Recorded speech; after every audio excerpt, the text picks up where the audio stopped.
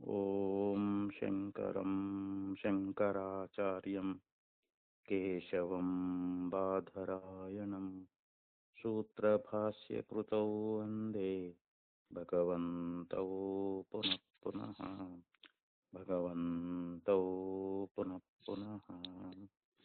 ಶ್ರೀಮಚ್ಛಂಕರ ಭಗವತ್ಪಾದಾಚಾರ್ಯರ, ಜಗದ್ಗುರು ಸಿದ್ಧಾರೂಢ ಮಹಾಸ್ವಾಮಿಗಳವರ, ಜಗದ್ಗುರು ಭಾರತೀಯಪ್ಪಾಜಿಯವರ ಪವಿತ್ರ ಚರಣಾರವಿಂದಗಳಲ್ಲಿ ಅನಂತ ಕೋಟಿ ಶ್ರೀ ಸಾಷ್ಟಾಂಗ ಪ್ರಣಾಮವನ್ನು ಸಲ್ಲಿಸುತ್ತೇನೆ. ಶ್ರವಣಾಪಿಗಳ ತಮ್ಮೆಲ್ಲರಿಗೂ ಅನೇಕ ಶರಣಾರ್ಥಿಗಳು. ಬ್ರಹ್ಮಸೂತ್ರದೊಳಗೆ 1ನೇ ಅಧ್ಯಾಯ 2ನೇ ಪಾದ. ಈಗ 7ನೇ ಸೂತ್ರವನ್ನು ನಾವು ಇವತ್ತು ವಿಚಾರ ಮಾಡಬೇಕಿವತ್ತು.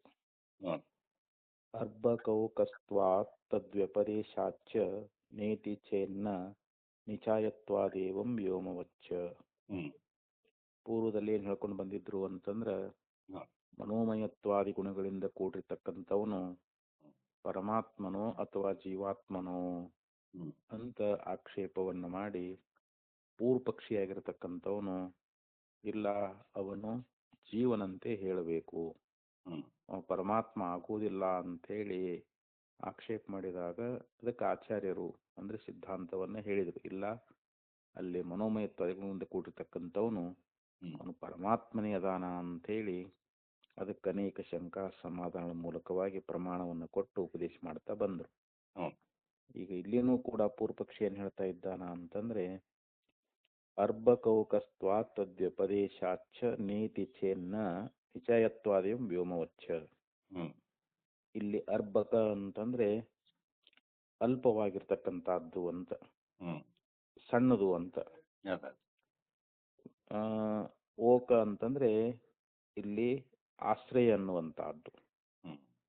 ಅಂದ್ರೆ ಅಲ್ಪವಾಗಿರ್ತಕ್ಕಂಥ ಆಶ್ರಯವನ್ನ ಹೇಳಿರುವುದರಿಂದ ಇಲ್ಲಿ ಜೀವಂತನೇ ಹೇಳಬೇಕೇ ಹೊರತು ಇಲ್ಲಿ ಪರಮಾತ್ಮ ಅಂತ ಆಗೋದಿಲ್ಲ ಅಂತ ಇಲ್ಲಿ ಪೂರ್ವಪಕ್ಷಿ ಅನ್ನುವಂತಹದ್ದು ಬರ್ತದ. ಅದಕ್ಕೆ ಸಿದ್ಧಾಂತಿಗಳು ಉತ್ತರವನ್ನು ಕೊಡ್ತಾರವ್ರು. ಅರ್ಭಕಂ ಅಲ್ಪಂ ಓಕಂ ನೀಢಂ. ಅರ್ಭಕಂ ಅನ್ನೋ ಶಬ್ದಕ್ಕೆ ಅಲ್ಪಂ ಅಂತ ಅರ್ಥ. ಅಲ್ಪ ಅಂದ್ರೆ ಸ್ವಲ್ಪ, ಸ್ವಲ್ಪ ಅಂದ್ರೆ ಅಲ್ಪವಾಗಿರ್ತಕ್ಕಂಥದ್ದು ಅಂತ.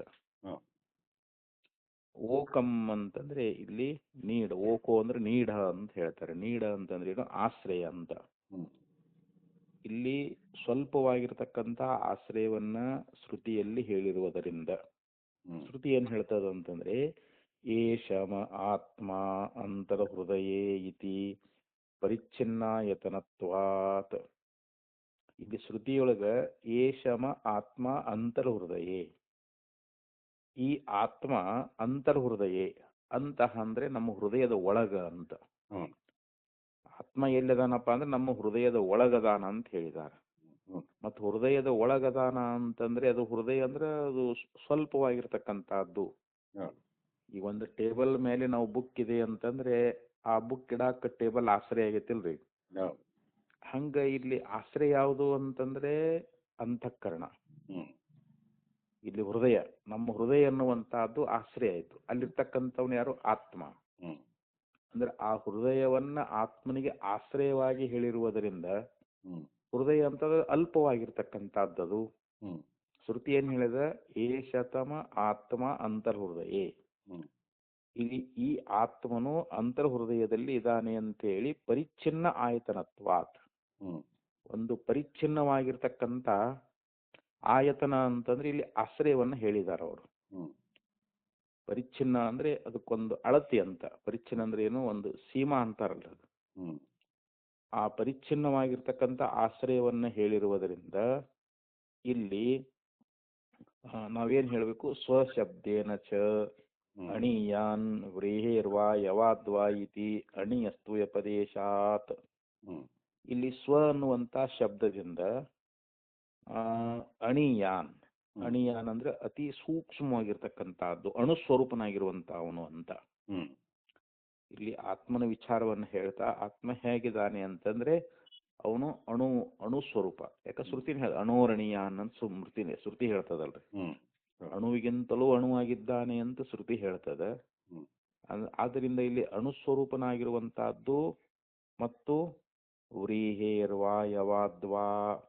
ಮತ್ತು ಆತ್ಮ ಹೇಗಿದ್ದಾನೆ ಅಂತಂದ್ರೆ ಒಂದು ಭತ್ತದ ಕಾಳಿನಷ್ಟು. ಹ್ಮ್. ಯವಾದ್ವಾ ಅಂತಂದ್ರೆ ಈ ಜವೆ ಗೋಧಿ ಇರ್ತೈತಲ್ರಿ, ಹೌದು. ಆ ಜವೆ ಗೋಧಿ ಇರ್ತಕ್ಕಂಥ ಕಾಳಿನಷ್ಟು. ಹ್ಮ್. ಇತಿ ಅಣೀಯಸ್ತು ವ್ಯಪದೇಶಾತ್. ಹ್ಮ್. ಅಂದ್ರೆ ಅಲ್ಲಿ ಆತ್ಮ ಅಣುಸ್ವರೂಪ ಅಂತ ಹೇಳಿ ಹಿಂಗ ಉಪದೇಶವನ್ನ ಮಾಡಿರುವುದರಿಂದ ಹ್ಮ್. ನೋಡಿ ಇಲ್ಲಿ ಪರಿಚ್ಛಿನ್ನವಾದ ಆಶ್ರಯವನ್ನು ಹೇಳಿದ್ದಾರೆ. ಹ್ಮ್. ಪರಿಚ್ಛಿನ್ನ ಅಂದ್ರೆ ಏನು? ಅಳತೆಗೆ ಸಿಗುವುದು ಅಂತ. ಒಂದು ಅಳತೆಗೆ ಸಿಗೋದು. ಅಳತೆಯೊಳಗೆ ಇರುವಷ್ಟು ಒಂದು ಒಂದು ಆಶ್ರಯವನ್ನು ಹೇಳಿದ್ದಾರೆ. ಹೃದಯ ಸ್ಥಾನ ಅಂತಂದ್ರೆ ಒಂದು ಅಳತೆಗೆ ಸಿಗ್ತದಲ್ರಿ. ಹೌದು. ಹೃದಯ ಅಂದ್ರೆ ಭಾಳ ದೊಡ್ಡದು ಇರಂಗಿಲ್ಲ ಅದು. ಹ್ಮ್. ಆ ಹೃದಯದೊಳಗೆ ಆತ್ಮನ ಆಶ್ರಯ ಅನ್ನುವಂತಹದ್ದು ಇರುವುದರಿಂದ ಹ್ಮ್. ಹೃದಯ ಆಶ್ರಯ ಕೊಟ್ಟಂಗಾಯ್ತು. ಹೌದು. ಹೃದಯದೊಳಗೆ ಆತ್ಮ ಅದಾನ ಅಂದಾಗ ಹ್ಮ್. ಅಲ್ಲಿ ಅಲ್ಪವಾಗಿರ್ತಕ್ಕಂಥ ಆಶ್ರಯವನ್ನು ಹೇಳಿದಾರ. ಹ್ಮ್. ಮತ್ತು ಆತ್ಮ ಎಷ್ಟದಾನಪ್ಪ ಅಂತಂದ್ರೆ ಹ್ಮ್. ಅವನು ಅಣುಸ್ವರೂಪದಾನ. ಹ್ಮ್. ಒಂದು ಭತ್ತದ ಕಾಳಿನಷ್ಟು ಅಥವಾ ಒಂದು ಜವೆಗೋಧಿ ಕಾಳಿನಷ್ಟು ಅಂತೇಳಿ ಹೌದು. ಇತಿ ಅಣೀಯಸ್ತು ವ್ಯಪದೇಶಾತ್. ಹ್ಮ್. ಇಲ್ಲಿ ಅಣುಸ್ವರೂಪ ಅಂತ ಹೇಳಿ ಆತ್ಮನಿಗೆ ಉಪದೇಶ ಮಾಡಿದ್ದರಿಂದ ಹ್ಮ್. ಶಾರೀರ ಏವ. ಶಾರೀರ ಅಂತಂದ್ರೆ ಇಲ್ಲಿ ಜೀವನೇ ಅಂತ. ಹ್ಮ್. ಅಲ್ಲಿ ನಾವು ಜೀವ ಅಂತಾನೆ ಅರ್ಥ ಮಾಡ್ಬೇಕೆ ಹೊರತು ಹ್ಮ್. ವಿಭುವಾಗಿರ್ತಕ್ಕಂಥ ಪರಮಾತ್ಮ ಅಂತ ನಾವು ಅರ್ಥ ಮಾಡಕ್ ಬರಂಗಿಲ್ಲ. ಹ್ಮ್. ಯಾಕೆ ಆತ್ಮನಿಗೆ ಒಂದು ಹೃದಯ ಸ್ಥಾನ ಹೇಳಕ್ ಬರ್ತತೆ ನಾವ ಪರಮಾತ್ಮನಿಗೆ. ಅವನಿಗೆ ಹೃದಯದೊಳಗ ಪರಮಾತ್ಮದಾನ ಅಂತ ಹೇಳಕ್ ಬರಂಗಿಲ್ಲ. ಯಾಕ ವ್ಯಾಪಕ ಅದಾನ ಅವನು. ಹ್ಮ್. ಅಲ್ಪವಾದ ಆಶ್ರಯವನ್ನು ಹೇಳಕ್ ಬರಂಗಿಲ್ಲ. ಹೌದು. ಆರಾಗ್ರ ಮಾತ್ರೋ ಜೀವ ಇಹ ಉಪದಿಶ್ಯತೆ. ಹ್ಮ್. ಆರಾಗ್ರ ಅಂದ್ರ ಈ ದಬ್ಬಣದ ತುದಿ ಇರ್ತದಲ್ರಿ, ಹೌದೌದು. ಅದು ಎಷ್ಟು ಸೂಕ್ಷ್ಮ ಇರ್ತದಲ್ಲ ಅದು ತುದಿ. ಸೂಕ್ಷ್ಮ. ಅಷ್ಟು ಆರಾಗ್ರ ಮಾತ್ರ ಜೀವ ಇಹ ಉಪದಿಶ್ಯತೆ. ಹ್ಮ್. ಅಂದ್ರೆ ಇಲ್ಲಿ ಜೀವ ಅವನು ಆ ದಬ್ಬಣದ ತುದಿಯಷ್ಟು ಸೂಕ್ಷ್ಮ ಇದ್ದಾನೆ ಅಂತೇಳಿ. ಹ್ಮ್. ಮತ್ತು ಅವನು ಒಂದು ಭತ್ತದ ಕಾಳಿನಷ್ಟು, ಒಂದು ಜವೆ ಕಾಳಿನಷ್ಟು ಹ್ಮ್. ಅಂಥೇಳಿ ಹೀಗೆ ಒಂದು ಅಣುತ್ವವನ್ನ ಅಲ್ಲಿ ಉಪದೇಶ ಮಾಡಿದ್ದಾರೆ. ಹೌದು. ಒಂದು ಆಶ್ರಯ ಸ್ಥಾನವನ್ನು ಹೇಳಿದ್ದಾರೆ. ಹ್ಮ್. ಪರಿಚ್ಛಿನ್ನವಾದ ಆಶ್ರಯವನ್ನು ಹೇಳಿದ್ದಾರೆ ಅಂದ ಬಳಿಕ ಹ್ಮ್. ಅಲ್ಲಿ ಜೀವ ಅಂತಾನೆ ಅರ್ಥ ಮಾಡಬೇಕೆ ಹೊರತು ಹ್ಮ್. ನಾವಲ್ಲಿ ಪರಮಾತ್ಮ ಅಂದ ಅರ್ಥ ಮಾಡಬಾರದು ಅಂತ ಹ್ಮ್. ಈ ರೀತಿ ಪೂರ್ವ ಪಕ್ಷರಿದು. ಹೌದೌದು. ನ ಸರ್ವಗತಃ ಪರಮಾತ್ಮ ಇತಿ ಯದುಕ್ತಂ. ಅಲ್ಲಿ ಸರ್ವಗತ ಅಂದ್ರೆ ಏನು? ಎಲ್ಲಾ ಕಡೆಯಲ್ಲಿ ಆಕಾಶದಂತೆ ವ್ಯಾಪಕನಾಗಿರ್ತಕ್ಕಂಥ ಯಾವ ಪರಮಾತ್ಮದನಲ್ಲ ಹೌದು. ಆ ಪರಮಾತ್ಮ ಅಂತ ನಾವು ಅರ್ಥ ಮಾಡಕ್ ಬರಂಗಿಲ್ಲ. ಹ್ಮ್. ಅಲ್ಲಿ ಜೀವಂತನೇ ಹೇಳಬೇಕು ಅಂತ ಹ್ಮ್. ಹಿಂಗ ಪೂರ್ವ ಪಕ್ಷ ಅನ್ನುವಂತಹದ್ದು ಬಂದಿದ್ದಾದರೆ ಹ್ಮ್. ತತ್ ಪರಿಹರ್ತವ್ಯಂ ಹ್ಮ್. ಇತಿ ಯದುಕ್ತಂ. ಹ್ಮ್. ಈ ರೀತಿಯಾಗಿ ಅವರು ಆಕ್ಷೇಪ ಅನ್ನುವಂಥದ್ದು ಇದ್ದದ್ದಾದರೆ ಹ್ಮ್. ತತ್ ಪರಿಹರ್ತವ್ಯಂ, ಹ್ಮ್. ಅದಕ್ಕೆ ನಾವು ಪರಿಹಾರವನ್ನ ಮಾಡ್ತಾ ಇದ್ದೀವಿ ಅಂತ ಹೌದು. ಆ ಪೂರ್ವ ಪಕ್ಷಕ್ಕೆ ನಾವು ಉತ್ತರ ಹೇಳ್ತಾ ಇದ್ದೀವಿ. ಹ್ಮ್. ಏನ್ ಹೇಳ್ತಾರೆ ಅಂದ್ರೆ ಅತ್ರ ಉಚ್ಯತೆ. ಹ್ಮ್. ಈಗ ಸಿದ್ಧಾಂತವನ್ನು ಹೇಳ್ತಾ ಇದ್ದಾರೆ. ಇದಿಷ್ಟು ಪೂರ್ವ ಪಕ್ಷ. ಹೌದು. ಪೂರ್ವ ಪಕ್ಷ ಏನ್ ಹೇಳಿದ? ಹ್ಮ್. ಅಲ್ಪವಾಗಿರ್ತಕ್ಕಂಥ ಆಶ್ರಯವನ್ನ ಹೇಳಿದ್ದರಿಂದ. ಯಾಕಂದ್ರೆ ಹೃದಯದಲ್ಲಿ ಆತ್ಮನಿದ್ದಾನೆ ಅಂತ ಹ್ಮ್. ಹೃದಯ ಅನ್ನುವಂತ ಅಲ್ಪವಾದ ಆಶ್ರಯ ಆಯ್ತಲ್ರಿ ಅಲ್ಲಿ. ಹೌದೌದು. ಮತ್ತು ಮತ್ತು ಅವನು ಅತಿ ಸೂಕ್ಷ್ಮದಾನ, ಅವನು ಅಣುಸ್ವರೂಪದಾನ ಅಂತ ಹೇಳಿ ಹ್ಮ್. ಒಂದು ಭತ್ತದ ಕಾಳಿನಷ್ಟು ಅಥವಾ ಒಂದು ಯಾವ್ದು ಜವೆ ಕಾಳಿನಷ್ಟು ಮತ್ತು ಒಂದು ದಬ್ಬಣ ತುದಿಯಷ್ಟು ಹೌದು. ಸೂಕ್ಷ್ಮದಾನ ಅಂತ ಹೇಳಿದ್ದರಿಂದ ಹ್ಮ್. ಆ ಅಣುಸ್ವರೂಪ ಅನ್ನುವಂಥದ್ದು ಅದು ಜೀವನಿಗೆ ಹೊಂತೈತೆ ಹೊರತು ಹ್ಮ್. ಅದು ಪರಮಾತ್ಮನಿಗೆ ಹೊಂದುದಿಲ್ಲ ಅಂತ ಇಷ್ಟ ಆಕ್ಷೇಪ ಬಂದ್ರೆ ಹ್ಮ್. ಅದಕ್ಕೆ ಉತ್ತರ ಕೊಡ್ತಾರ ಅವರು. ನಾಯಂ ದೋಷ, ಹ್ಮ್. ಇದೇನು ದೋಷ ಅಲ್ಲ ಅಂತ ಹೇಳಿದ್ರು. ಹ್ಮ್. ಯಾಕೆ ಅಂತಂದ್ರೆ ನ ತಾವತ್ ಪರಿಚ್ಛಿನ್ನ ದೇಶಸ್ಯ ಸರ್ವಗತತ್ವ ವ್ಯಪದೇಶ ಕಥಮಪಿ ಉಪಪದ್ಯತೆ. ಪರಿಚ್ಛಿನ್ನ ದೇಶಸ್ಯ, ಹ್ಮ್. ಒಂದು ಪರಿಚ್ಛಿನ್ನವಾಗಿರ್ತಕ್ಕಂಥ ಪ್ರದೇಶ. ಹ್ಮ್. ಯಾವುದು ಪರಿಚ್ಛಿನ್ನವಾಗಿರ್ತಕ್ಕಂಥ ಪ್ರದೇಶ ಅನ್ನುವಂತಹದ್ದು ಹ್ಮ್. ಸರ್ವಗತ ಪರಿಚ್ಛಿನ್ನ ದೇಶಸ್ಯ ಸರ್ವಗತತ್ವ ವ್ಯಪದೇಶ ಹ್ಮ್. ಕಥಮಪಿ ನ ತಾವತ್ ಉಪಪದ್ಯತೆ. ಅಲ್ಲಿ ಸರ್ವಗತತ್ವ ವ್ಯಪದೇಶ ಹ್ಮ್. ಅಂದ್ರೆ ಎಲ್ಲಾ ಕಡೆಯಲ್ಲಿ ವ್ಯಾಪಿಸಿರ್ತಕ್ಕಂಥದ್ದು. ಹ್ಮ್. ಯಾಕಂದ್ರೆ ಇಲ್ಲಿ ಪರಮಾತ್ಮ ಹೇಗಿದ್ದಾನೆ ಅಂತಂದ್ರೆ ಅವನು ಸರ್ವಗತ ಅದಾನ. ಹ್ಮ್. ಪರಮಾತ್ಮ ಸರ್ವಗತ ಅಂದ್ರೆ ಏನು? ಎಲ್ಲಾ ಕಡೆಯಲ್ಲಿ ಅದಾನ ಅವನು. ಹೌದು. ಅಂಥ ಯಾವ ಒಂದು ಅಳತೆಯನ್ನ ನಾವು ಆ ಪರಮಾತ್ಮನಿಗೆ ಇಲ್ಲಿ ಹೇಳ್ತಾರೆ, ಆ ಅಳತೆಯುಳ್ಳಂತ ಯಾವ ಪ್ರದೇಶ ಅನ್ನುವಂಥದ್ದು. ಯಾಕೆ ಜೀವನಿಗೆ ಒಂದು ಅಳತೆ ಪ್ರದೇಶವನ್ನ ಹೇಳ್ಕೊಂಡು ಬಂದಾರಲ್ರಿ ಈಗ ಅವರು. ಹೌದು. ಆ ಸರ್ವಗತತ್ವ ಅನ್ನುವಂಥದ್ದು ಆ ಜೀವನಿಗೆ ಹೇಳಕ್ ಬರ್ತದೇನಿಲ್ಲಿ ಅಂತ ಹೇಳ್ತಾ ಇದ್ದಾರೆ. ಅಂದ್ರೆ ಜೀವನಿಗೆ ಅದು ಹೊಂದಂಗಿಲ್ಲ ಸರ್ವಗತತ್ವ ಅನ್ನುವಂಥದ್ದು. ಈ ಅಳತೆ ಪ್ರದೇಶ ಅನ್ನುವಂಥದ್ದು ಇದು ಜೀವನಿಗೆ ಹೊಂದದ ಅಂತ. ಸರ್ವಗತತ್ವವನ್ನ ಹೇಳುವುದು ಅವನಿಗೆ ಹೊಂದುವುದಿಲ್ಲ ಅಂತ ಇಲ್ಲಿ ಹೇಳ್ತಾ ಇದ್ದಾರೆ ಅವರು.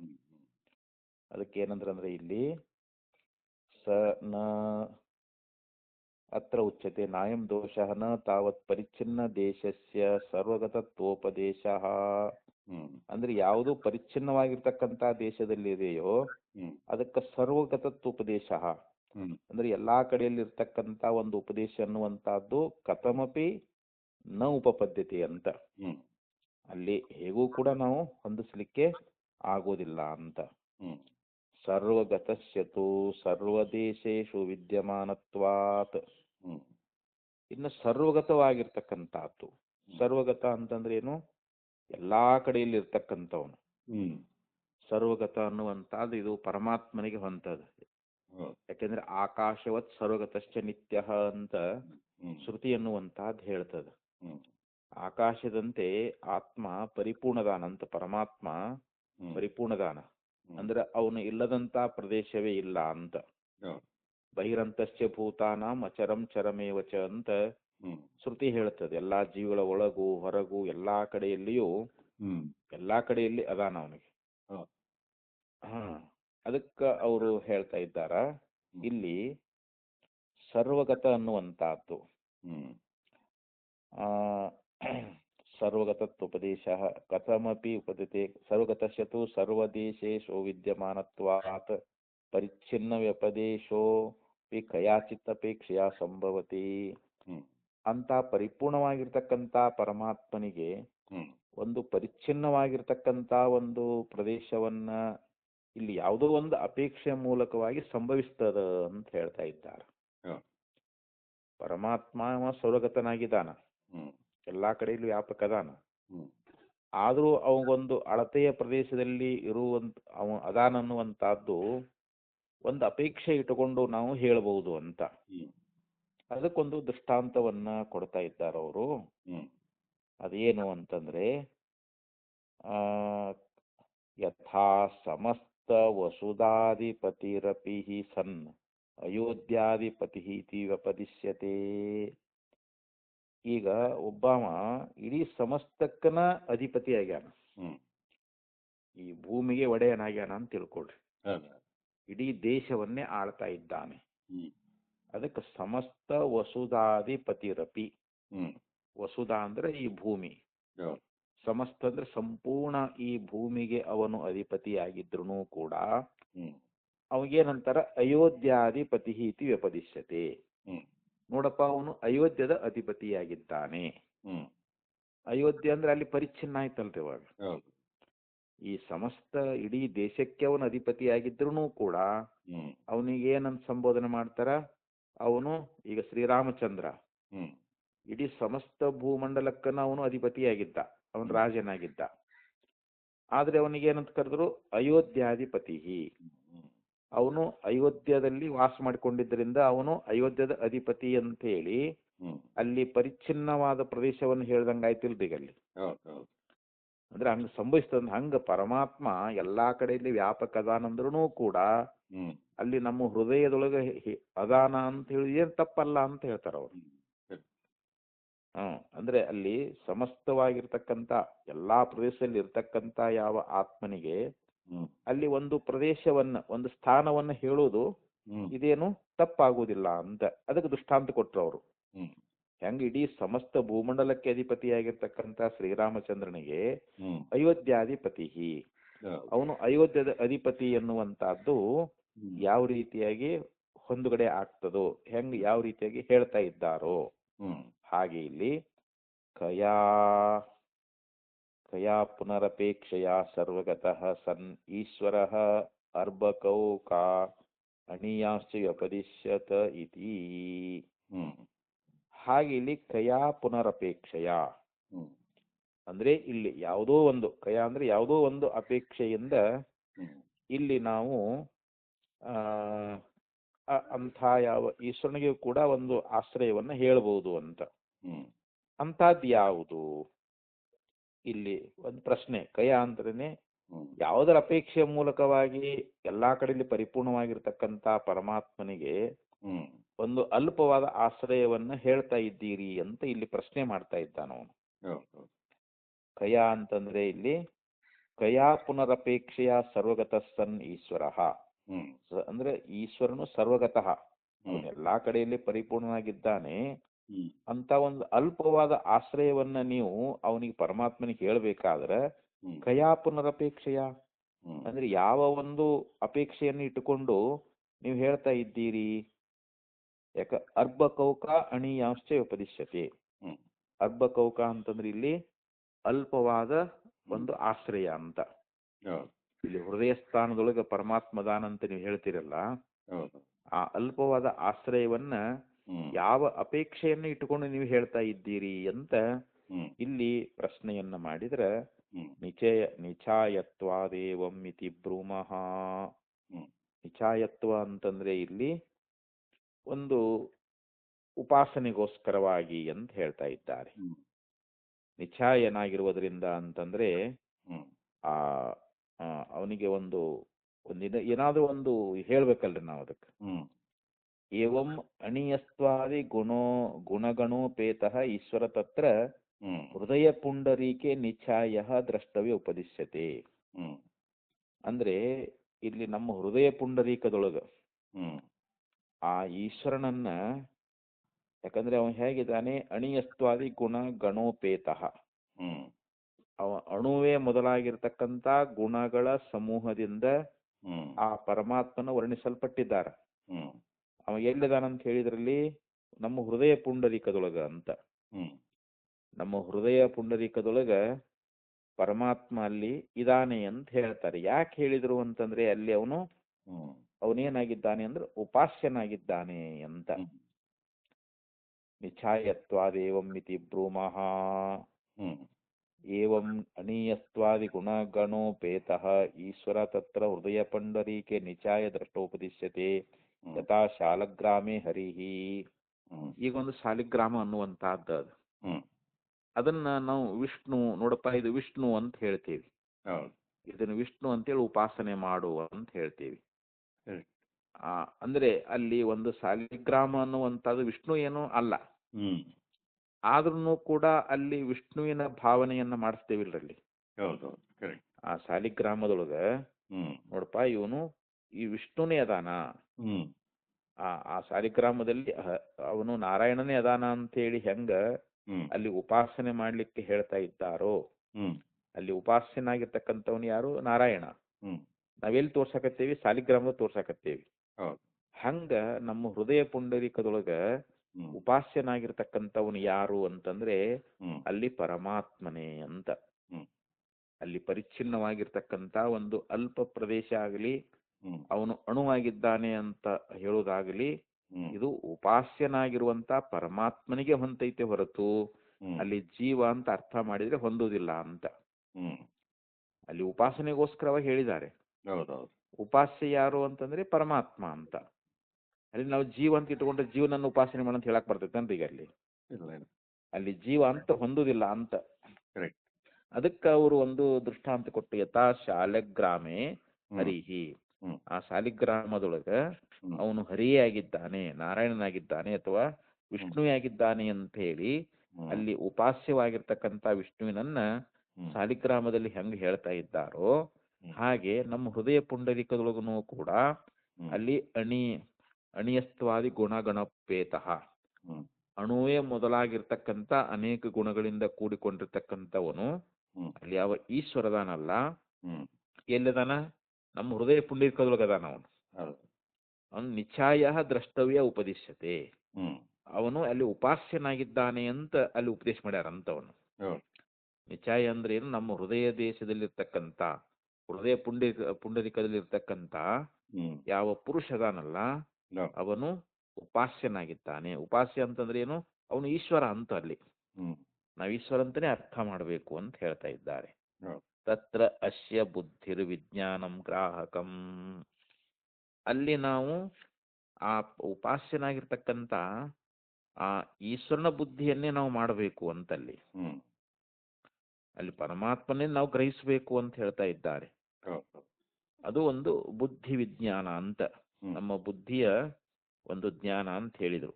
ಹ್ಮ್ ಯಾಕಂದ್ರೆ ಆ ಹೃದಯದಲ್ಲಿ ಉಪಾಸನ ಮಾಡೋದ್ರಿಂದ ನಮ್ಗೆ ಆಗ್ತಕ್ಕಂಥ ಫಲ ಏನು ಅಂತಂದ್ರೆ, ಹ್ಮ್ ಈಗ ನಾವು ಧ್ಯಾನ ಮಾಡ್ತಿರ್ತೀವಿ, ಹೌದು. ನಮ್ಮ ಅಂತಃಕರಣ ವೃತ್ತಿಯಿಂದಲೇ ನಾವು ಧ್ಯಾನ ಮಾಡೋದಲ್ರಿ ಇವಾಗ. ಹೌದು. ನಮ್ಮ ಮನಸ್ಸನ್ನ ಹ್ಮ್ ಆ ಹೃದಯ ಪುಂಡರೀಕದಲ್ಲಿ ಇರ್ತಕ್ಕಂಥ ಪರಮಾತ್ಮನೇ ಹ್ಮ್ ಅಲ್ಲಿ ಅದಾನ ಅಂತ ಹೇಳಿ ಹ್ಮ್ ಆ ಪರಮಾತ್ಮನನ್ನೇ ನಾವು ಧ್ಯಾನ ಮಾಡೋದ್ರಿಂದ ಹ್ಮ್ ನಮಗ ಅಲ್ಲಿ ಸಾಕ್ಷಾತ್ಕಾರ ಆಗ್ತದೆ. ಹ್ಮ್ ನಮ್ಮ ಅಂತಃಕರಣ ವೃತ್ತಿಯಿಂದ ಹ್ಮ್ ಅಲ್ಲಿ ಪರಮಾತ್ಮನನ್ನ ಧ್ಯಾನ ಮಾಡೋದ್ರಿಂದ, ಹ್ಮ್ ಯಾಕಂದ್ರೆ ಅಲ್ಲಿ ಉಪಾಸನ ಮಾಡೋದ್ರ ಫಲ ಏನು? ನಮಗೆ ಅಲ್ಲಿ ಸಾಕ್ಷಾತ್ಕಾರ ಆಗ್ಬೇಕಾಗ್ಯದ. ಹೌದು. ಅಲ್ಲಿ ಪರಮಾತ್ಮನ ಸಾಕ್ಷಾತ್ಕಾರ ಆಗ್ಲಿ ಅಂತ ತಿಳ್ಕೊಂಡ ಹ್ಮ್ ನಮ್ಮ ಹೃದಯದೊಳಗ ಭಗವಂತನನ್ನ ನಾವು ಧ್ಯಾನ ಮಾಡ್ತೀವಿ. ಹ್ಮ್ ಅಂದ್ರೆ ಇಲ್ಲಿ ಅಂತಃಕರಣ ವೃತ್ತಿಯಿಂದ ಆ ಭಗವಂತನ ನಾವು ಧ್ಯಾನ ಮಾಡ್ತೀವಿ ಅಂತ. ಹೌದು. ಅದಕ್ಕೆ ಇಲ್ಲಿ ಬುದ್ಧಿ ವಿಜ್ಞಾನ ಅಂತ ಕರೆದ್ರು. ಹ್ಮ್ ನಮ್ಮ ಬುದ್ಧಿವೃತ್ತಿ ಅನ್ನುವಂತಹದ್ದು ಹ್ಮ್ ಆ ಪರಮಾತ್ಮನನ್ನ ಧ್ಯಾನ ಮಾಡುವಂತಹದ್ದೇನದ ಅಂತಂದ್ರೆ ಅಲ್ಲಿ ಉಪಾಸ್ಯ ಅಂತ. ಅಲ್ಲಿ ಉಪಾಸ್ಯ ಯಾವುದು? ಪರಮಾತ್ಮ ಅಂತ. ಹ್ಮ್ ನಾವು ಉಪಾಸನ ಮಾಡ್ತಕ್ಕಂಥವ್ರು ಒಬ್ಬ ಭಕ್ತ. ಹೌದು. ಈಗ ಜೀವ ಉಪಾಸನ ಮಾಡ್ತಾನ, ಹ್ಮ್ ಉಪಾಸ್ಯ ದೇವತೆ ಯಾರು? ಪರಮಾತ್ಮ. ಹೌದು. ಪರಮಾತ್ಮನನ್ನ ಅಲ್ಲಿ ಭಕ್ತನಾಗಿರ್ತಕ್ಕಂಥವ್ನು ಹೆಂಗ ಧ್ಯಾನ ಮಾಡ್ತಾನೋ ಹಾಗೆ ಇಲ್ಲಿ. ಹ್ಮ್ ಯಾಕಂದ್ರೆ ಅಲ್ಲಿ ಈಶ್ವರ ಪರಮಾತ್ಮ ಏನದಾನ ಅಂತಂದ್ರೆ ಹ್ಮ್ ಸರ್ವಗತಃ ಅಂತ ಹೇಳಿದ್ರು ಅವರು. ಹ್ಮ್ ಯಥ ಆಯ್ತರ ಸರ್ವಗತ ಈಶ್ವರ ತತ್ರ ಉಪಾಸ್ಯಮಾನಃ ಪ್ರಸೀದತಿ. ಹ್ಮ್ ಅಂದ್ರೆ ಪರಮಾತ್ಮ ಎಲ್ಲಾ ಕಡೆಯಲ್ಲಿ, ಈಶ್ವರನು ಹ್ಮ್ ಸರ್ವಗತ ಅಪಿ, ಹ್ಮ್ ಅವನು ಎಲ್ಲಾ ಕಡೆಯಲ್ಲಿ ವ್ಯಾಪಿಸಿದ್ರೂ ಕೂಡ ಹ್ಮ್ ತತ್ರ ಉಪಾಸ್ಯಮಾನಃ ಪ್ರಸೀದತಿ, ಹ್ಮ್ ಅವನನ್ನು ಉಪಾಸನೆ ಮಾಡಬೇಕು ಅಂತ ಹೇಳಿ ಹ್ಮ್ ಇಲ್ಲಿ ಹೇಳಿದ್ದಾರೆ ಅಂತ. ಹೌದು. ಯಾಕೆ ಉಪಾಸನ ಮಾಡಿದ್ರೆ ಅವನ್ ನಮ್ಮ ಮೇಲೆ ಪ್ರಸನ್ನ ಆಗ್ತಾನ ಅಂತ. ಹ್ಮ್ ನಾವು ಪರಮಾತ್ಮನ ಕುರಿತು ಉಪಾಸನ ಮಾಡಿದ್ರೆ, ಓ ನನ್ನನ್ನು ಈ ಭಕ್ತ ನನ್ನ ಧ್ಯಾನ ಮಾಡ್ತಾನ, ಹ್ಮ್ ನನ್ನನ್ನೇ ಸ್ಮರಣ ಮಾಡ್ತಾ ಇದ್ದಾನ, ಹ್ಮ್ ನನ್ನ ಕುರಿತು ಉಪಾಸನೆ ಮಾಡ್ತಾನ ಅಂತ ತಿಳ್ಕೊಂಡು ಹ್ಮ್ ಅಲ್ಲಿ ಪರಮಾತ್ಮ ಈಶ್ವರ ಏನ್ ಮಾಡ್ತಾನ? ಅವನ ಮೇಲೆ ಪ್ರಸೀದತಿ. ಹ್ಮ್ ಪ್ರಸೀದತಿ ಅಂದ್ರೆ ಪ್ರಸನ್ನ ಆಗ್ತಾನ ಅಂತ. ಹೌದು. ಆ ಭಕ್ತನನ್ನ ಕುರಿತು ಅವನಿಗೆ ಪ್ರಸನ್ನತೆ ಉಂಟಾಗ್ತದಂತ. ಹ್ಮ್ ಅದಕ್ಕಲ್ಲಿ ಪರಮಾತ್ಮ ಸರ್ವಗತಃ ಅಂದ್ರೆ ಎಲ್ಲಾ ಕಡೆ ಲದಾನಂದ್ರೂ ಕೂಡ ಹ್ಮ್ ನಮ್ಮ ಹೃದಯ ಪುಂಡರೀಕದೊಳಗ ಅಲ್ಲಿ ಪರಮಾತ್ಮನನ್ನೇ ನಾವು ಉಪಾಸನ ಮಾಡಿದ್ದಾದ್ರೆ, ನಮ್ಮ ಬುದ್ಧಿವೃತ್ತಿಯಿಂದ ಹ್ಮ್ ಅಲ್ಲಿ ಆ ಉಪಾಸ್ಯವಾಗಿರ್ತಕ್ಕಂಥ ಭಗವಂತನನ್ನ ಹ್ಮ್ ನಾವು ಧ್ಯಾನಿಸಿದ್ದೇ ಆದರೆ ಹ್ಮ್ ನಮಗ ಭಗವಂತನ ಒಂದು ಪ್ರಸನ್ನತೆ, ಅವನ ಆಶೀರ್ವಾದ ಅನ್ನುವಂಥದ್ದು ನಮಗ ಆಗ್ತದ ಅಂತ. ಹೌದು. ವ್ಯೋಮ ವಚ್ಚಯೇ ತತ್ ದ್ರಷ್ಟವ್ಯಂ. ಹ್ಮ್ ವ್ಯೋಮ ಅಂತಂದ್ರೆ ಆಕಾಶ ಅಂತ. ಹ್ಮ್ ಆಕಾಶದಂತೆ ಅಂತ ಹೇಳ್ತಾ ಇದ್ದಾರೆ. ಹ್ಮ್. ಯಾಕಂದ್ರೆ ಆಕಾಶದಂತೆ ಇಲ್ಲಿ ಆ ಈಶ್ವರ ಪರಿಪೂರ್ಣದಾನಂತ. ಹೌದು. ಅಂದ್ರೆ ಆಕಾಶ ಎಲ್ಲಾ ಕಡೆಯಲ್ಲಿನೂ ಪರಿಪೂರ್ಣದ, ಎಲ್ಲಾ ಕಡೆ ತುಂಬಿಕೊಂಡದಂತ. ಹ್ಮ್ ಯಥಾ ಸರ್ವಗತಮಪಿ ಸತ್ ವ್ಯೋಮ ಸೂಚಿ ಪಾಶಾದ್ಯಪೇಕ್ಷೆಯ ಅರ್ಭಕೌಕಃ ಅಣಿಯಸ್ತ್ವ ವ್ಯಪದಿಶ್ಯತೆ ಏವಂ ಬ್ರಹ್ಮ ಅಪಿ. ಹ್ಮ್ ಯಥಾ ಅಂದ್ರೆ ಹೇಗೆ? ಹ್ಮ್ ಸರ್ವಗತಮಪಿ ಸನ್ ವ್ಯೋಮ. ವ್ಯೋಮ ಅಂದ್ರೆ ಆಕಾಶ. ಆಕಾಶ. ಹ್ಮ್ ಆಕಾಶ ಎಲ್ಲಾ ಕಡೆಯಲ್ಲಿನೂ ಅದು ವ್ಯಾಪಿಸಿಕೊಂಡದು, ಹ್ಮ್ ಎಲ್ಲಾ ಕಡೆಯಲ್ಲಿ ಪೂರ್ಣವಾಗೈತೆ ಅದು. ಹೌದು. ಅದು ಆಕಾಶ ಅನ್ನುವಂಥದ್ದು. ಹ್ಮ್ ಅದು ಏನಾಗ್ತೈತಿ ಅಂದ್ರೆ ಸೂಚಿ ಪಾಶಾದ್ಯಪೇಕ್ಷೆಯ. ಹ್ಮ್ ಒಂದು ಸೂಜಿ ಇರ್ತದ ಅಂತ ತಿಳ್ಕೊಡ್ರಿ. ಹೌದು. ಆ ಸೂಜಿ ಹಿಂದ ಅದಕ್ಕೊಂದು ಪೊಳ್ಳು ಇರ್ತೈತಿ ನೋಡ್ರಿ, ಹೌದು. ದಾರ ಪುಣಿಸ್ತೇವಲ್ರಿ. ಹೌದು.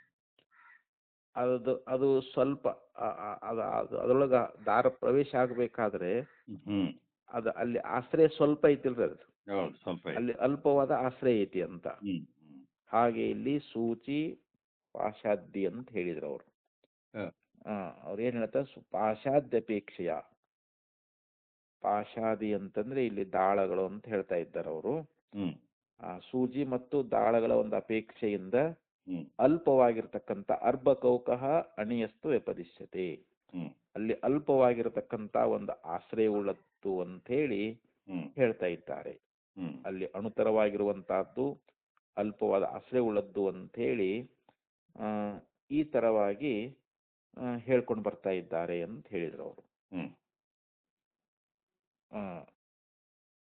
ಹಾಗೆ ಇಲ್ಲಿ ಬ್ರಹ್ಮ ಅಂತ ಏವಂ ಬ್ರಹ್ಮಾಪಿ ಅಂತ ಹೇಳಿದ್ರು. ಹ್ಮ್ ಹಾಗೆ ಇಲ್ಲಿ ಬ್ರಹ್ಮವು ಕೂಡ ಅದು ಆಕಾಶದಂತೆ ವ್ಯಾಪಕವಾಗಿದ್ರೂ ಕೂಡ ಅಲ್ಲಿ ಹೃದಯ ಪುಂಡರೀಕ ಅನ್ನುವಂತ ಒಂದು ಅಲ್ಪವಾದ ಒಂದು ಸ್ಥಾನವನ್ನ ಹ್ಮ್ ಮತ್ತು ಅವನು ಅಣುವಾಗಿದ್ದಾನೆ ಅಂತ ಹೇಳಿ ಆ ಅಣುತ್ವವನ್ನು ಕೂಡ ಅಲ್ಲಿ ಹೇಳಿದ್ದಾರೆ ಅಂತ. ಹ್ಮ್ ಅಲ್ಪವಾದ ಆಶ್ರಯ ಮತ್ತು ಅವನು ಅಣುಸ್ವರೂಪನಾಗಿರುವಂತಹದ್ದು ಹ್ಮ್ ಈ ಬ್ರಹ್ಮಕ್ಕನು ಕೂಡ ಈ ರೀತಿಯಾಗಿ ಹೇಳಿದ್ದಾರೆ ಅಂತ. ಹ್ಮ್ ಯಾಕಲ್ಲಿ ಸೂಜಿ ದಾಳ ಅವುಗಳ ಅಪೇಕ್ಷೆಯಿಂದ ಅವು ಹೆಂಗ ಅಲ್ಪವಾದ ಆಶ್ರಯವುಳ್ಳವುಗಳಾಗಿದ್ದಾವೆಯೋ, ಹ್ಮ್ ಅವು ಹೆಂಗ ಅಣು ಸ್ವರೂಪ ಆಗಿದ್ದಾವೆಯೋ ಹ್ಮ್ ಹಾಗೆ ಇಲ್ಲಿ ಅಂತ ಬ್ರಹ್ಮದಲ್ಲಿ ಕೂಡ ಹಾಗೆ ಇದು ಮಾಡಬೇಕು ಅಂತ ಹೇಳ್ತಾ ಇದ್ದಾರೆ. ಹ್ಮ್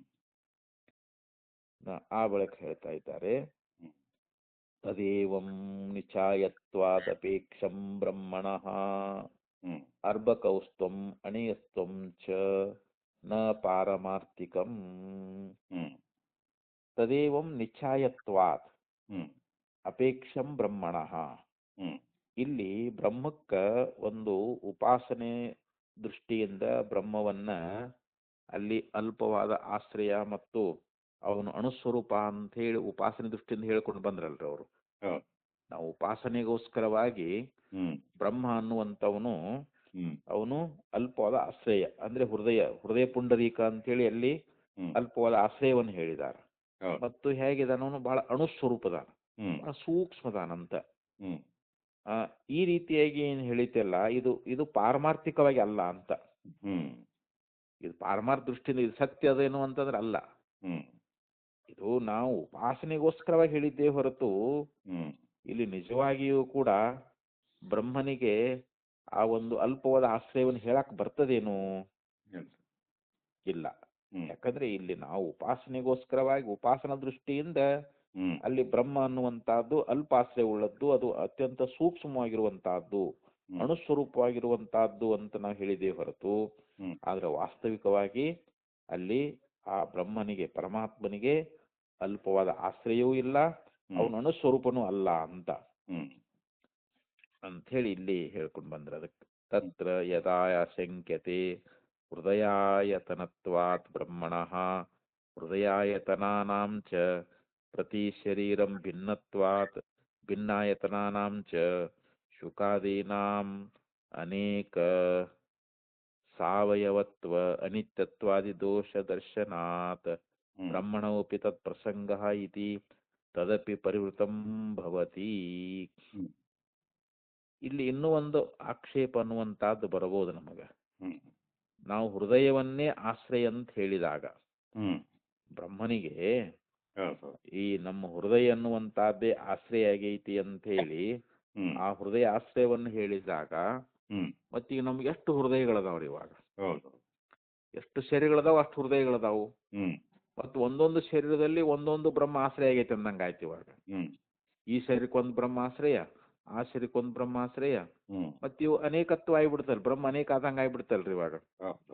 ಈ ಹೆಂಗ್ ಪಂಜರಗಳದಾವ್ ಅದ್ರೊಳಗೆ ನಾವು ಗಿಳಿ ಇಟ್ಟಿ ಸಾಕೇವಿ, ಒಂದೊಂದು ಪಂಜರದಾಗ ಒಂದೊಂದು ಗಿಳಿ ಅಂತವ್ 106 ಪಂಜರಗಳದಾವ್ ಅಂತ ತಿಳ್ಕೊಡ್ರಿ, 106 ಗಿಳಿಗಳದಾವ್.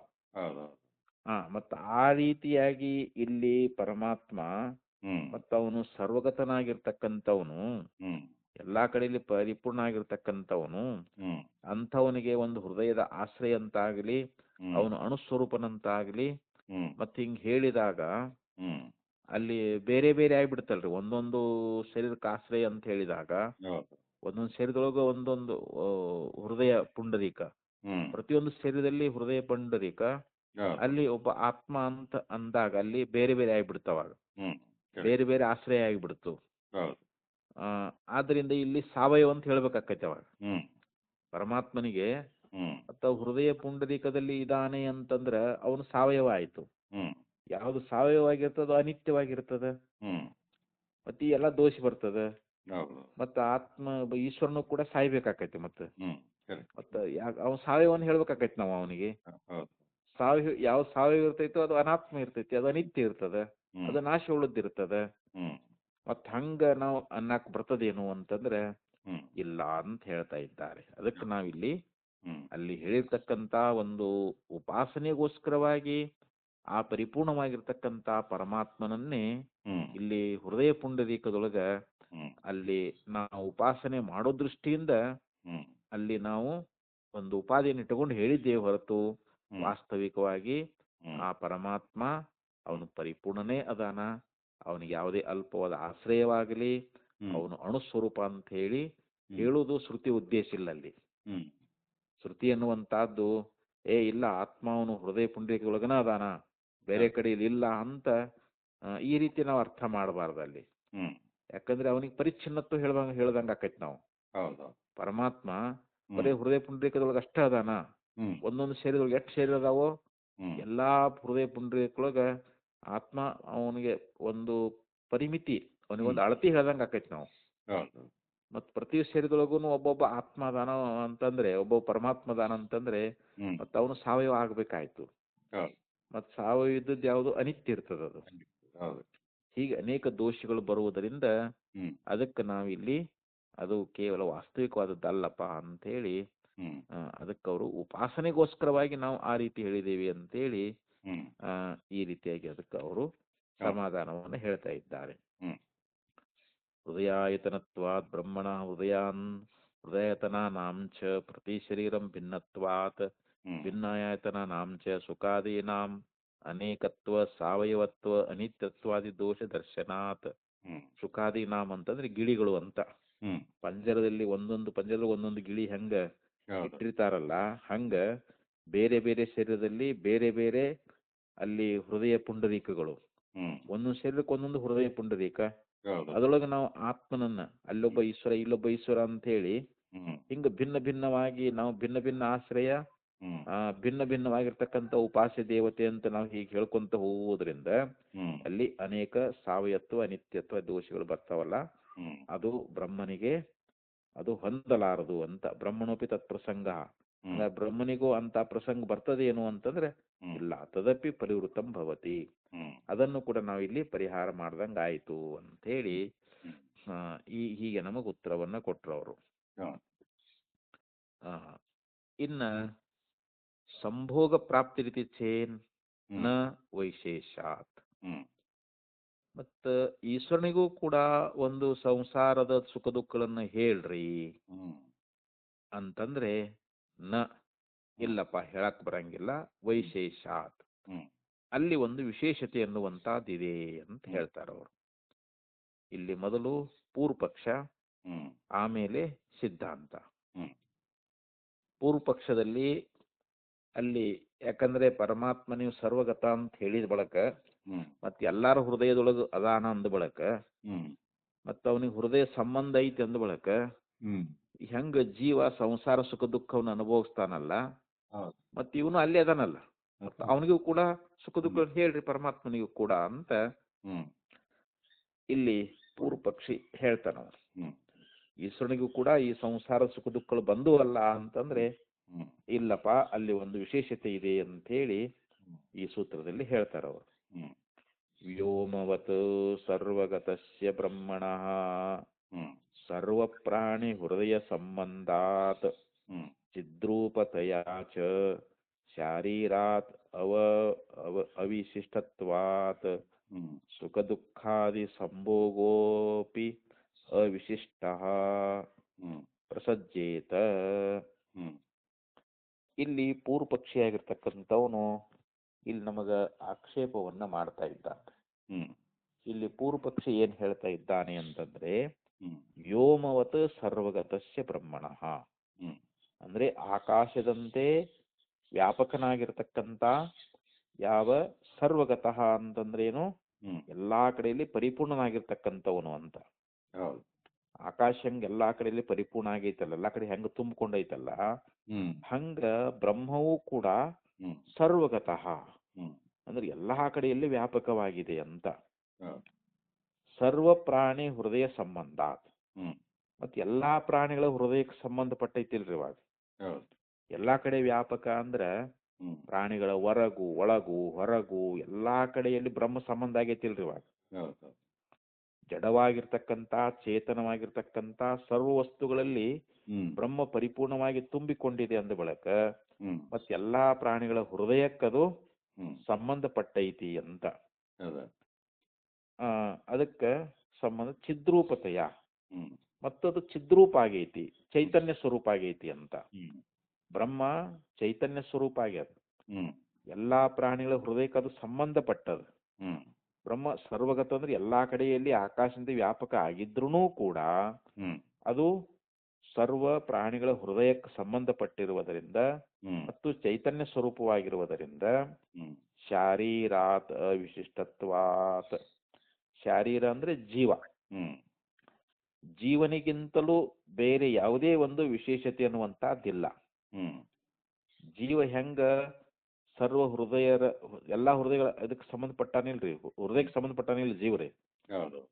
ಈಗ ಒಂದೊಂದು ಜೀವಂತ ಇಟ್ಕೊಳ್ಳೋಣ. ಈಗ ನಮ್ಮ ಶರೀರದಲ್ಲಿರ್ತಕ್ಕಂಥ ಜೀವ ಹ್ಮ್. ನಮ್ಮ ಹೃದಯಕ್ಕೆ ಹೆಂಗ್ ಸಂಬಂಧಪಟ್ಟಾನೋ ಹೌದು. ಹಂಗ ಪರಮಾತ್ಮನು ಕೂಡ ಹ್ಮ್. ಹೃದಯಕ್ಕೆ ಸಂಬಂಧಪಟ್ಟಿದಾನ. ಹ್ಮ್. ಮತ್ತೆ ಅಲ್ಲಿ ಏನ್ ವಿಶೇಷ ಐತಿ? ಯಾವ ವಿಶೇಷನೂ ಇಲ್ಲ. ಹ್ಮ್. ಜೀವನಿಗೆ ಯಾವ ರೀತಿಯಾಗಿ ಅಂತಃಕರಣದ ಹೃದಯದ ಸಂಬಂಧ ಅನ್ನುವಂಥದ್ದು ಹೆಂಗಾಗೈತೋ ಹ್ಮ್. ಮತ್ ಜೀವನು ಕೂಡ ಚಿದ್ರೂಪದಾನಿಲ್ರಿ. ಹೌದು. ಜೀವನು ಚಿದ್ರೂಪದಾನ ಹ್ಮ್. ಮತ್ತು ಅವನು ಹೃದಯಕ್ಕೆ ಸಂಬಂಧಪಟ್ಟಿದಾನ ಜೀವ. ಹ್ಮ್. ಹ್ಮ್. ಹಂಗ ಇಲ್ಲಿ ಪರಮಾತ್ಮನು ಕೂಡ ಹ್ಮ್. ಬ್ರಹ್ಮ ಅನ್ನುವಂಥದ್ದು ಕೂಡ ಹ್ಮ್. ಎಲ್ಲ ಪ್ರಾಣಿಗಳ ಹೃದಯಕ್ಕೆ ಸಂಬಂಧಪಟ್ಟಿರುವುದರಿಂದ ಹ್ಮ್. ಚಿದ್ರೂಪನಾಗಿರುವುದರಿಂದ ಹ್ಮ್. ಆ ಜೀವನಿಗೂ ಇವನಿಗೂ ಯಾವುದೇ ವಿಶೇಷತೆ ಅನ್ನುವಂಥದ್ದು ಇಲ್ಲದೆ ಇರುವುದರಿಂದ ಹ್ಮ್. ಇಲ್ಲಿ ಸುಖ ದುಃಖಗಳ ಒಂದು ಭೋಗ ಅನ್ನುವಂಥದ್ದು ಸುಖ ದುಃಖಾದಿ ಸಂಭೋಗೋಪಿ ಅವಿಶಿಷ್ಟ. ಹ್ಮ್. ಅಂದ್ರೆ ಇಲ್ಲಿ ಸುಖ ದುಃಖಗಳು ಯಾವ ರೀತಿಯಾಗಿ ಜೀವನಿಗೆ ಉಂಟಾಗ್ತಾ ಇದ್ದಾವೆಯೋ ಹ್ಮ್. ಹಾಗೆ ಬ್ರಹ್ಮನಿಗೂ ಕೂಡ ಉಂಟಾಗ್ತದೆ. ಹ್ಮ್. ನೀವು ಜೀವನಿಗೆ ಮಾತ್ರ ಸುಖ ದುಃಖಗಳನ್ನ ಹೇಳಿ ಹ್ಮ್. ಪರಮಾತ್ಮನಿಗೆ ಯಾಕೆ ನೀವು ಸುಖ ದುಃಖಗಳನ್ನ ಹೇಳ್ತಾ ಇಲ್ಲ? ಹ್ಮ್. ಇಬ್ಬರಲ್ಲಿ ಸಮಾನ ಐತಿಲ್ಲ. ಹೌದು. ಇವನು ಹೃದಯಕ್ಕೆ ಸಂಬಂಧಪಟ್ಟವನಾಗಿದ್ದಾನೆ ಜೀವ. ಹ್ಮ್. ಈಶ್ವರನು ಕೂಡ ಸರ್ವ ಪ್ರಾಣಿಗಳ ಹೃದಯಕ್ಕೆ ಸಂಬಂಧಪಟ್ಟಿದ್ದಾನೆ. ಹ್ಮ್.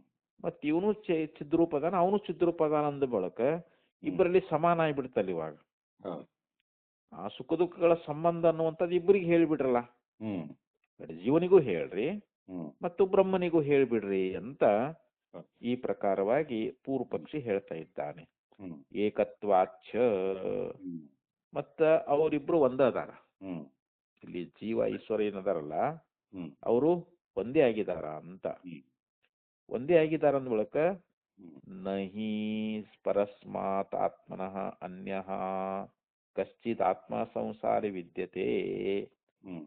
ಇಲ್ಲಿ ಪರಮಾತ್ಮನಿಗಿಂತಲೂ ಅನ್ಯವಾಗಿರ್ತಕ್ಕಂಥ ಮತ್ತೊಬ್ಬ ಸಂಸಾರಿ ಅದಾನೇನು? ಹ್ಮ್. ಇಲ್ಲ. ಶ್ರುತಿನೇ ಹೇಳ್ತದೆ. ಹೌದು. ಶ್ರುತಿ ಏನ್ ಹೇಳ್ತದೆ? ನಾಣ್ಯತೋ ಅತಿದೃಷ್ಟ ಹ್ಮ್. ಅವಿಜ್ಞಾತ. ಅಂದ್ರೆ ಪರಮಾತ್ಮನಿಗಿಂತಲೂ ಭಿನ್ನವಾಗಿ ಮತ್ತೊಬ್ಬನು ಇಲ್ಲ, ವಿಜ್ಞಾತೃವಾಗಿರ್ತಕ್ಕಂಥವನು ಇಲ್ಲ ಅಂತ. ಹ್ಮ್. ನ ಅನ್ಯಃ ಅನ್ಯತಃ ಅಸ್ತಿ ವಿಜ್ಞಾತ. ಹ್ಮ್. ಅಂದ್ರೆ ಇಲ್ಲಿ ಪರಮಾತ್ಮನಿಗಿಂತಲೂ ಬೇರೆಯಾಗಿರ್ತಕ್ಕಂಥ ಸಂಸಾರಿ ಎನ್ನುವಂಥವನು ಹ್ಮ್. ಯಾರು ಇಲ್ಲವೇ ಇಲ್ಲ ಅಂತ ಹೇಳಿ ಹ್ಮ್. ಹಿಂಗ ಶ್ರುತಿ ಎನ್ನುವಂತಹದ್ದು ನಮಗ ಹ್ಮ್. ಬೋಧ ಮಾಡಿಕೊಂಡು ಬಂದಿರುವುದರಿಂದ ಹ್ಮ್. ಪರಮಾತ್ಮನಿಗಿಂತಲೂ ಭಿನ್ನವಾಗಿ ಬೇರೆ ಮತ್ತೊಬ್ಬ ಸಂಸಾರಿಯಾಗಿರ್ತಕ್ಕಂಥ ಜೀವ ಅದಾನನ್ನುವಂತಹದ್ದು ಇದು ಹೊಂದುವುದಿಲ್ಲ ಹ್ಮ್. ಅಂತ ಇಲ್ಲಿ ಪೂರ್ವಪಕ್ಷಿ ಹೇಳ್ತಾ ಇದ್ದಾನೆ. ಹೌದು. ಪೂರ್ವಪಕ್ಷಿ ಏನಂತ ಇದ್ದಾನ ಅಂತಂದ್ರೆ ಹ್ಮ್. ಇಲ್ಲಿ ಆತ್ಮನಿಗಿಂತಲೂ ಪರಮಾತ್ಮನಿಗಿಂತಲೂ ಬೇರೆಯಾಗಿರ್ತಕ್ಕಂಥ ಹ್ಮ್. ಒಬ್ಬ ವಿಜ್ಞಾತೃ ಅಂದ್ರೇನು? ಇಲ್ಲಿ ಸಂಸಾರಿ ಜೀವ ಅಂತ. ಹ್ಮ್. ಇವನು ಪರಮಾತ್ಮ ಬೇರೆಯಾಗಿ ಇಲ್ಲೇ ಇಲ್ಲಲ್ಲ. ಹ್ಮ್. ಹೀಗೆ ಶ್ರುತಿ ಅನ್ನುವಂತಹದ್ದು ನಮಗೆ ಹೇಳುವುದರಿಂದ ಹ್ಮ್. ಆದ್ರಿಂದ ಇಲ್ಲಿ ಅವನೇನಂತಾನ ಅಂತಂದ್ರೆ ತಸ್ಮಾತ್ ಪರಸ್ಯೈವ ಹ್ಮ್. ಸಂಸಾರ ಸಂಭೋಗ ಪ್ರಾಪ್ತಿ. ಹ್ಮ್. ಆದ್ದರಿಂದ ಇಲ್ಲಿ ಪರಮಾತ್ಮನಿಗೆ ಹ್ಮ್. ಸಂಸಾರ ಸಂಭೋಗ ಹ್ಮ್. ಅಂದ್ರೆ ಸಂಸಾರದ ಸುಖ ದುಃಖಗಳು ಅಂತ. ಹ್ಮ್. ಸಂಸಾರದ ಎಲ್ಲ ಸುಖ ದುಃಖಗಳು ಹ್ಮ್. ಮತ್ತು ಪರಮಾತ್ಮನಿಗೆ ಕೂಡ ಬಂದ್ಬಿಟ್ಟವಲ್ಲ. ಹ್ಮ್. ಮತ್ತು ಜೀವಿ ಹೆಂಗ ಸುಖ ದುಃಖ ಅನುಭವಿಸ್ತಾನಲ್ಲ, ಹಂಗ ಪರಮಾತ್ಮನಿಗೂ ಕೂಡ ಸುಖ ದುಃಖ ಅನ್ನುವಂತಹದ್ದು ಪ್ರಾಪ್ತವಾಯ್ತಲ್ಲ ಅಂತ ಒಂದ್ ವೇಳೆ ಆಕ್ಷೇಪ ಅನ್ನುವಂತಹದ್ದು ಮಾಡಿದ್ರೆ ಅದಕ್ಕ ಸಿದ್ಧಾಂತವನ್ನ ಹೇಳ್ತಾರ. ಇದು ಪೂರ್ವ ಪಕ್ಷ.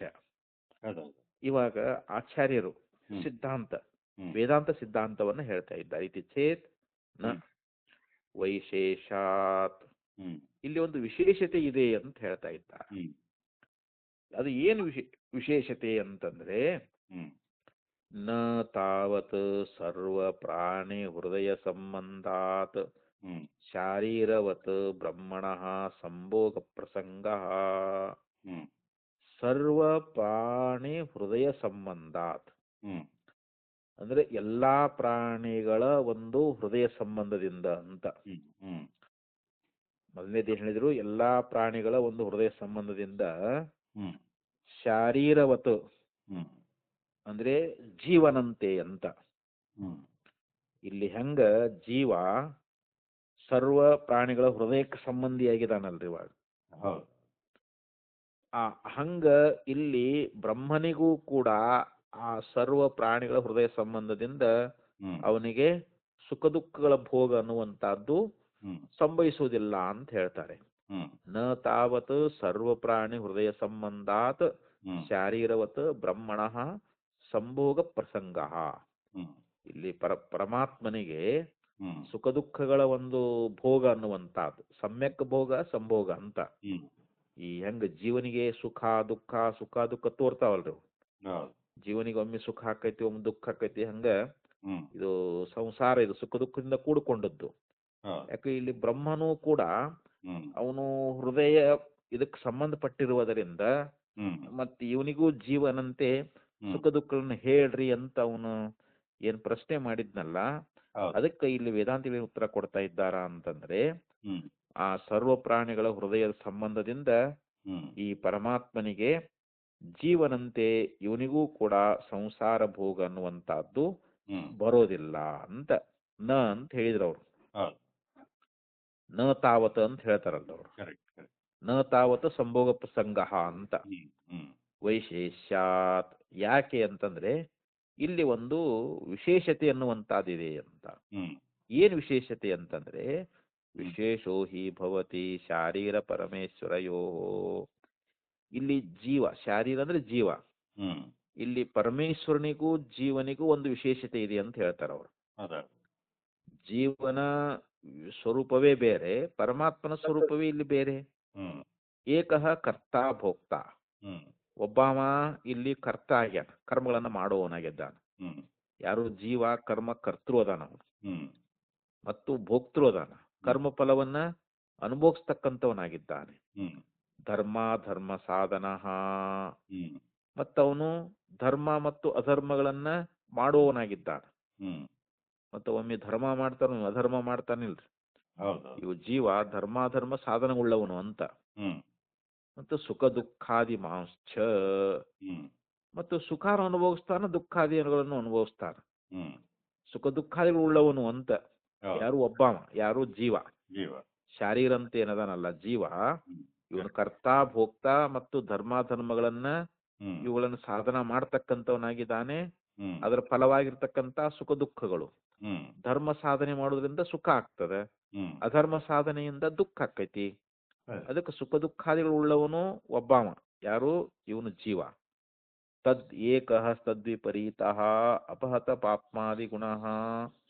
ಇನ್ನೊಬ್ಬವ ಏನದಾನಲ್ರಿ, ಇನ್ನೊಬ್ಬ ಅಂದ್ರೆ ಯಾರು, ಈಶ್ವರ ಅಂತ, ಪರಮೇಶ್ವರ. ಅವನು ಇದಕ್ಕೆ ವಿಪರೀತ ಅದಾನ. ಅವನು ಕರ್ತೃ ಅಲ್ಲ, ಅವನು ಭೋಕ್ತೃ ಅಲ್ಲ, ಧರ್ಮಾಧರ್ಮಗಳನ್ನು ಮಾಡುವಂತವನು ಅಲ್ಲ, ಅವನಲ್ಲಿ ಸುಖ ದುಃಖಾದಿಗಳು ಕೂಡ ಇಲ್ಲ. ಯಾಕಂದ್ರೆ ಅಪಹತ ಪಾಪ್ಮಾದಿ ಗುಣ, ಅವನಲ್ಲಿ ಯಾವುದೇ ಪಾಪದ ಲೇಷಗಳು ಕೂಡ ಇಲ್ಲ. ಅವನಲ್ಲಿ ಏನಾದರೂ ಪಾಪಗಳದಾವೇನು ಅಂತಂದ್ರೆ ಇಲ್ಲ. ಅವನು ಅಪಹತ ಪಾಪ್ಮ ಅಂತಂದ್ರೆ ಏನು, ಪಾಪ ಪುಣ್ಯ ಯಾವುದು ಅವನಲ್ಲಿ ಇಲ್ಲವೇ, ಯಾವ ಸಂಬಂಧವೇ ಇಲ್ಲ ಅಂತ ಅವನಲ್ಲಿ. ಇನ್ನೊಬ್ಬ ಯಾರು, ಪರಮಾತ್ಮ ಅಂತ. ಏತಸ್ಮಾತ್ ಅನಯೋರ್ ವಿಶೇಷಾತ್ ಏಕಸ್ಯ ಭೋಗ ನ ಇತರಸ್ಯ. ಆದ್ರಿಂದ ಇವರಿಬ್ಬರಲ್ಲಿ ಇಂಥ ವಿಶೇಷತೆ ಅದಂತ.